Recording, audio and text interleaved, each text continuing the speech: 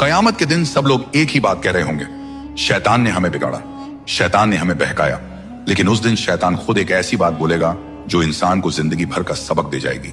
कयामत का दिन होगा, आसमान तोड़ दिया जाएगा, जमीन बर्फ की तरह पिघल रही होगी, हर तरफ अंधेरा, चीख, अफरा तफरी होगी, लोग दौड़ रहे होंगे, कोई हिसाब से भाग रहा होगा, कोई अपने गुनाहों से।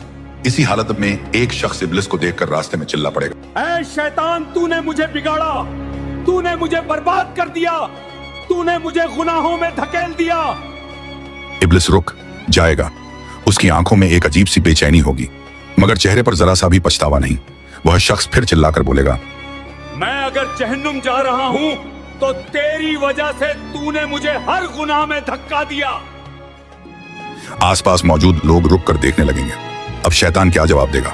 हवा थम जाएगी, सन्नाटा छा जाएगा और इब्लिस बड़े सुकून से कहेगा, मैंने तुझे कब धक्का दिया? मैंने कब तेरा हाथ पकड़कर गुनाह करवाया? मैं तो सिर्फ बुलाता था, चलते तुम खुद थे।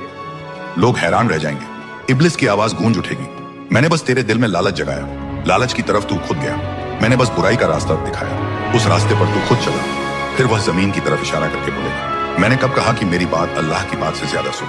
उस शख्स का चेहरा सफेद पड़ जाएगा, उसकी रूह कांप उठेगी। तब शैतान गरज कर बोलेगा, जब अल्लाह ने मना किया, बुराई की तरफ मत जाओ, और मैंने बुलाया, फिर भी तुमने मुझे चुना, तो अब मुझे क्यों दोष देते हो? सन्नाटा और गहरा हो जाएगा, लोग एक दूसरे को देखने लगेंगे। इब्लिस अपना आखिरी तीर चलाएगा, मैंने तुम्हारा हिसाब नहीं लिखा, मैंने तुम्हारे पैर नहीं चलाए, मैंने तुम्हारे हाथ से कोई गुनाह नहीं करवाया, गुनाह तुमने खुद किया, अपनी नफ्स की वजह से इरादा तुम्हारा था।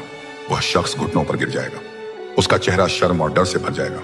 इब्लिस हल्की सी मुस्कुराहट के साथ कहेगा, अल्लाह ने तुम्हें अक्ल दी थी, इल्म दिया था ताकि तुम गुनाहों से बचो।